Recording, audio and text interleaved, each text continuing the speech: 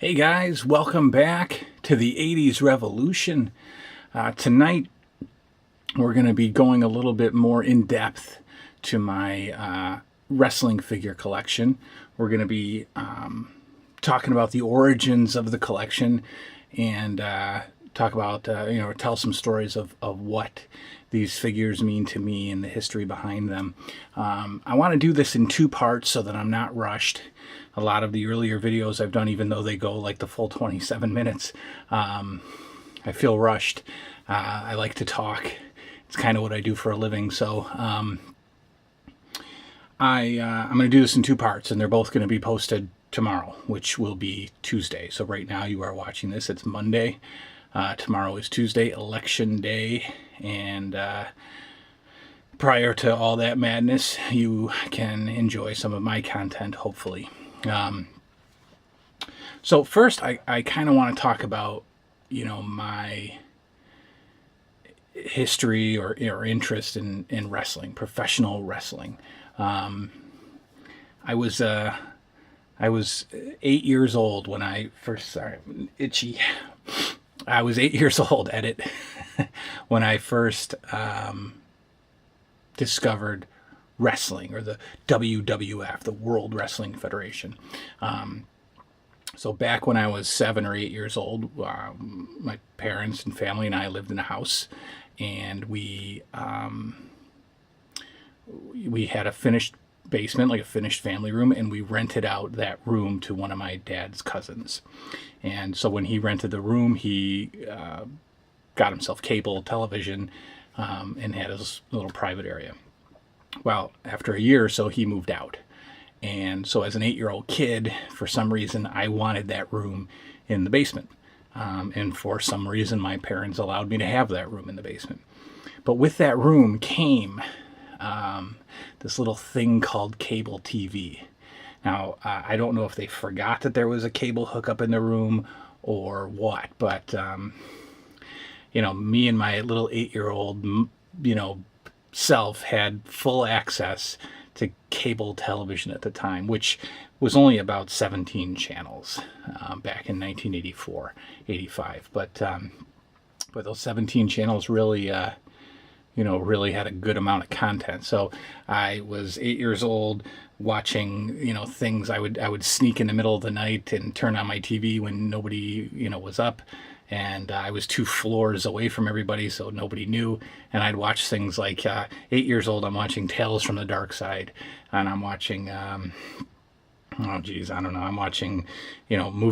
HBO and Showtime. I'm watching the Howard Stern Show on Channel 9. I saw, late night movies on HBO and Cinemax. And so, what that exposed me to at 8 years old. Would I allow that today with, if my 4-year-old, is 8 and had access to cable in his room? Probably not. But for some reason, it didn't really have that much of a negative impact on me. Times were just different then, I suppose. But along with that came the introduction to wrestling. I was flipping around the dial late one night. It had to have been after midnight, because there was a show on midnight on Saturday nights called WWF Championship Wrestling. And it was filmed from the little fairgrounds in Poughkeepsie, New York. And it was WWF Wrestling, and it was all the stars beating up on no-namers, jobbers as they were called, and beating them in like 3 minutes. And I saw it for the first time. And I think I was hooked from the start. It was a major part of my childhood and early adolescence. I stopped watching wrestling in about 1998, 99. Things changed. It wasn't as appealing to me. The whole, it's called kayfabe. The illusion that it was real was no longer an illusion. Folks were openly coming out and saying, hey, this stuff wasn't real. Granted, I was 8 years old, and it sure looked real to me, and any adult at the time probably figured this wasn't real. But, it's kind of like finding out that, that there's no such thing as Santa Claus. You kind of lose interest. Now, it wasn't in 98 when I realized wrestling was fake, but it just kind of lost it for me. So I stopped watching around that time, and I really haven't watched anything since. I've got enough footage. I've got a couple thousand DVDs from back in the tape trading days, and so I have a ton of wrestling footage, chronological footage, really, from 80s. So that'll keep me busy forever, and then I can just rewatch it. So, along with this love of wrestling, when I saw the first commercial for wrestling action figures, the WWF Wrestling Superstars line from the toy company LJN. LJN made, what did LJN make? They made video games for a while, really bad video games. LJN made, I cannot think of what LJN made. I'll think about it later. They made other action figure lines. Thundercats. LJN made Thundercats figures, but they also produced the first wrestling figure line. And from the moment of seeing that first commercial, those became an obsession, and it never stopped. So, that's a little background into wrestling history with me, and so I want to talk to you about some of my figures, some of the collection, and what it means to me. So first, I'm going to start with a lesser known batch of figures, and not lesser known as in, nobody knows who these are. I mean, these are very well known in the wrestling figure community, but they came from a lesser known toy company at the time, and they came from a lesser known organization, a lesser known wrestling organization. And I'm talking about the AWA, the American Wrestling Association's figures, and they were made from the toy company Remco, who at the time was producing Conan the Barbarian figures. They were producing something called Secret of the Ninja, The Lost World of the Warlord, The Warrior Beasts, Mighty Crusaders, Conan, like I said, and something called Robot Enforcer. So this toy company Remco was already in the action figure market, and they got even further into it by signing up with the AWA to produce action figures for their company, which surprises me because the AWA, granted, it had its popularity, but it was more of a regional promotion. It was centered out of Minnesota, and then they held a lot of their cards in Las Vegas. But it was a smaller company, certainly not as profitable as the WWF, and the AWA went out of business in around 1990. So the company did not have a lot of exposure, at least in my area. The rest of the country I have no idea about as an 8 or 9 year old kid, but in my area in New York, the AWA was only on in syndication, and it was on daily. It was on at 4 o'clock on ESPN after school, but it was a syndicated show, meaning they weren't, ESPN wasn't putting out new content. It was all taped footage. So, I really had no idea what was going on with the company. But they got into the wrestling figure market. Now, there's some discussion as to who was first, the LJN figures or the AWA figures. The copyright on both of them is 1985, but I'm not sure when in the year they came out first. So that's a little bit of the history. We're going to go through some of the AWA figures now. These, I'll grab what we call a loose figure. These figures primarily all had the same body type, super overly muscular figures that did not match the body type of the the characters they were molded after. There were two body types for these LJNs. There was the fat body, which is just a smaller version of this with no, ripples, and the overly muscular body.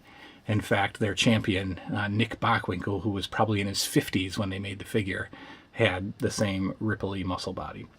So these are the loose figures. They came with accessories. This is actually Stan Lane from a tag team called the Fabulous Ones. Now, a lot of sort of average wrestling fans are not even going to know many of the characters that were produced. I mean, these guys were not household names, but they wrestled for the organization, and so they had figures made. He is in a tag team with Steve Kern, who is his tag team partner. These guys were kind of like a pretty boy 80s tag team, had lots of female followers, blah, blah, blah. Came with their plastic suspenders and plastic bow ties. They were kind of like a Chippendale Dancer sort of knockoff tag team. So this is what the figures look like loose. Again, pretty much the same body type. I don't even talk about articulation. I'm an 80s kid. We didn't have articulation. We were very excited when this could happen, right? When the arm could move up and down, okay? Don't worry about articulation, guys. We used our imagination, all right? So this is all the articulation I needed. So that's an example of a loose set. Now, these guys came out 2 to a package. The very last batch of figures were produced on single cards, but the lines leading up to the last line were all on double card, which is pretty cool because you got 2 figures for the price of 1. And these were not more expensive because there were 2 figures in there. These were still averaging like $6.99, $7.99, no more than $9.99, depending on where you were in the country. But they were produced as 2 packs, and usually it was either a tag team or a good guy and a bad guy. So this is the AWA champion Rick Martel, and he's packaged with the bad guy Baron von Raschke. And pretty cool for this time period. They had cloth accessories and pretty good detailed accessories. Now this championship, so there's some, I'm always wondering whether Remco had the ability to not only contract with the AWA wrestlers, but also outside organizations, because Remco made a few figures that were not associated with the AWA. Ric Flair, for one, was the NWA World Champion, and he has a figure in the Remco AWA line. Also, this belt, this championship belt, and I'm sounding so nerdy right now, but this championship belt is modeled after the NWA Championship. So you got to kind of wonder if Remco had the ability to contract with outside wrestlers, or like free agents. So this is the package. This is what it looks like carded. Very bright, colorful package. Great to see on the shelves of Kmart. I know that these were sold in other stores, but I only ever remember getting them from Kmart. I don't know why. The back, which every toy fan likes to sit and look at, has just some drawings of the figures that are in this series or in this line. And the bottom half here has some other figures produced by Remco. But you can see on the back there, you can see the Road Warriors, you can see the High Flyers, and you can see the Fabulous Ones. So take a look at that packaging. This is very, very nice to see on a shelf. So that is the 2-pack. At one point later in the series, the Remco AWA line came out with a 3-pack. And they did this for 3 groups. This is the Fabulous Freebirds, which were a very popular 3-man team, but really had very little to do with the AWA. This was mostly a Texas-based team, wrestling for the Texas organizations with the Von Erichs and guys like that. And really did little to no time in the AWA. However, they got a figure set made. So this is the tag team 3-pack. Buddy Roberts, Terry Gordy, Michael Hayes. 2 out of 3 of these guys are no longer with us. And with this set, you would get a poster. You would get a rolled up poster. It wasn't color. It was a not black and white. It was kind of like a blue and white photo of the figures, and on the back there would be an interview, probably totally made up by the somebody at the toy company, but there was this thing that we were supposed to think was an interview by the toy company with these guys. Probably not real. The 3 packs, like I said, they put out 2 of them, or 3 of them. The Road Warriors, who also had a 2-pack release, came this time with their manager, Precious Paul Ellering, in a 3-pack, and Gorgeous Jimmy Garvin and Steve Regal, who were a tag team in the AWA at the time, came in a 3-pack with their manager, their female manager named Precious, who is actually and still is Jimmy Garvin's wife. So bigger set again. I remember these being at Woolworths. Yeah, I remember seeing these at Woolworths. $9.99, and I think that's actually a Woolworth tag. I think, not sure, but it's not a sticker. It's on there. It's like printed on the tag. So I don't know if some cards were produced for particular stores. I don't know if they were all like this. They didn't have a price tag, but they just had a $9.99 price point. I don't know. But here are an example of a 3-pack. Of course, with any wrestling figure line, you have to have a ring. You have to be able to play with your figures. And so I will show you this. Take these guys out. This was the AWA Ring. Small, not in scale as things are today, but again, it did not matter. I had no idea what articulation or scale was as an 8-year-old in 1984, and I didn't care. Before I had a ring, I would wrestle with these guys on the floor. I would wrestle them on I remember wrestling them on an upside-down laundry basket. It just didn't matter. So this is the ring. For the time, pretty good. I mean, it's a solid base. It's a solid wood base. And what's rare is that it comes with a cloth mat instead of just a painted on mat. It seems like they really went the extra mile by producing the cloth canvas. Pretty basic posts, pretty basic turnbuckles, and the ropes, which have held up surprisingly well after, almost, well, not 40 years, but almost 30 years. So this is your AWA ring. There were a couple of other, this is the AWA ring box, which again, just the artwork on this stuff, just seeing this stuff. I mean, imagine unwrapping this thing at Christmas and just this thing popping out at you as you rip the first few layers of wrapping paper off, and you just see, oh my God, you just see what you got. This is the official All-Star Wrestling Ring from Remco. It shows great artwork, really awesome box art of the Road Warriors and the Fabulous Ones getting it on in the ring. And of course, the standard back, which is pretty much the same as the card backs. So this is my packaged AWA ring. All right. So also, AWA produced a couple of other wrestling ring playsets. So they sold the ring alone. And back in the day, I think this thing was like $14.99, guys. So we're talking, I was at a toy store the other day picking up some stuff for my kid. And there was I went down the wrestling figure aisle just to see what's doing. And they got good looking figures, I guess. But, the ring, like the ring accessory, I think was like $79.99. And they had one, believe it or not, for $199. It was something called a Hell in the Cell. It was a ring, something called a real scale ring. And it came with this cage enclosure with a roof on it. It was $199. And my Nintendo didn't even cost $199. There's no way a wrestling ring should be that much. It's insane. So I think this ring was $14.99. So they produced that, and then they came out with, of course, a steel cage.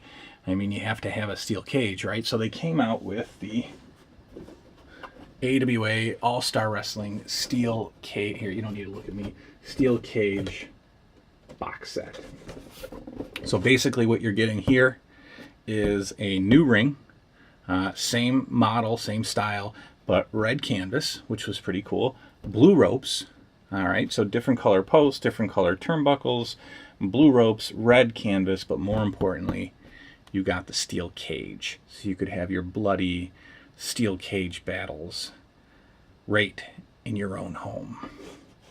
Two obviously very excited children playing this. This came with these stick gimmicks here, which there wasn't a single kid that I ever knew that played with these sticks. You're supposed to put these sticks around the guy, and then there's a slot in the cage to slide the sticks in, and you're supposed to battle them. That's not how you play wrestling figures, guys. We don't need sticks. We're not using sticks. So this was a pretty awesome set to see. I mean, it's a huge box, huge box to see sitting there on a Toys R Us shelf. What a great visual for a kid who, again, doesn't know that this thing exists, okay? There were no websites that told me that, hey, the AWA just put out a steel cage playset. They didn't exist. So you only knew that these things existed if you found them in a catalog, or if you wandered into the store and saw it sitting there on the shelf. And I can tell you, I've had some major freakouts in the aisles of Toys R Us and the old Kitty City, the old Lionel Kitty City. Look that up if you don't know what I'm talking about. But I had some major meltdowns, some major freakouts, walking into an aisle and seeing something that I had no idea existed. I mean, before the cage came out, you'd make your own. I forget what I would use, but I would flip the laundry basket the other way, and I would wrestle the guys in the laundry basket, and that was kind of like a steel cage. Imagine walking down the Toys R Us aisle and seeing this massive box sitting there, and you're freaking out, and you're begging your mom or your grandma to buy this thing for you. Looking back, this was probably about 1999. And I have it loose over here, if you'll bear with me. Here is that beautiful steel cage playset.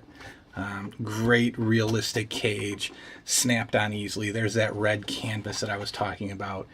And man, the memories of, because the steel cage match was really like the main event. So when you had your card, when you were playing your wrestling figures, you'd have to take the cage off, and you'd have to have all of your preliminary matches, and then you would assemble the cage, and you'd have your main event in the steel cage. Just the greatest time ever I had as a child playing with these things. So that's that. A couple of other things produced by, well, I'll just show you some other carded sets real quick. This is the Ganya Raiders tag team. So Greg Ganya was the son of Vern Ganya, and Vern Ganya was the owner or promoter of AWA. Greg Ganya probably shouldn't have been a wrestler. He was talented in the ring, obviously. He just didn't have a wrestler look. He was a very, I don't know, like Opie from Mayberry, Leave It to Beaver kind of fella. He weighed all of, maybe 209 pounds, very thin, never bulked up, and really just didn't look like a wrestler. Well, he had like the blandest character of all time. He was just the good guy, Greg Ganya. Well, for some reason, the AWA decided that character was getting stale, and they wanted to toughen him up a bit. So they gave him the absolute opposite gimmick of his personality, and that was to put him in camo and, treat him as if he were some kind of military drill sergeant or something like that. And he came up with the Ganya Raiders, where he would go and recruit wrestlers to be a part of his stable. And it really only lasted maybe, a handful of months. But for some reason, it got action figures produced, Ganya Raiders. And I really only think it included one other guy, and that's Kurt Hennig, before he was Mr. Perfect. Kurt Hennig. Ganya Raiders. Okay, so this is later in the series. This was the second to last line, or the second to last series. This was the Grudge Match series. Again, coming out in 2 packs, but this time they would put 2 guys together who were supposed to be feuding at the time, which you'll see isn't quite true necessarily. And they put them on different cards with a little bit different artwork.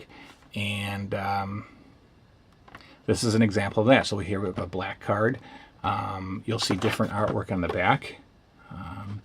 And this set is Jerry Crusher Blackwell and Stan Hansen, who never really had a feud in the AWA, but for some reason they put those 2 together. So this is when they started to get a little tougher to find, and now on the secondary market they're a little bit more expensive. There are 4 sets of these. Carlos Colon versus Abdul the Butcher, Stan Hansen and Crusher Blackwell, Big Scott Hall and Jimmy Garvin. Scott Hall, of course, went on to be Razor Ramon, and Nick Bockwinkel and Larry Zbyszko. So that is an example of a much later series toward the end of the run of the line. This is the black carded Grudge Match series. We're going to stop now, and I'm going to come back with part 2. We're going to take a look at some of the loose figures and then some of the sort of odds and ends of the Remco wrestling figure line. And then I'll wrap it up. See you in a bit.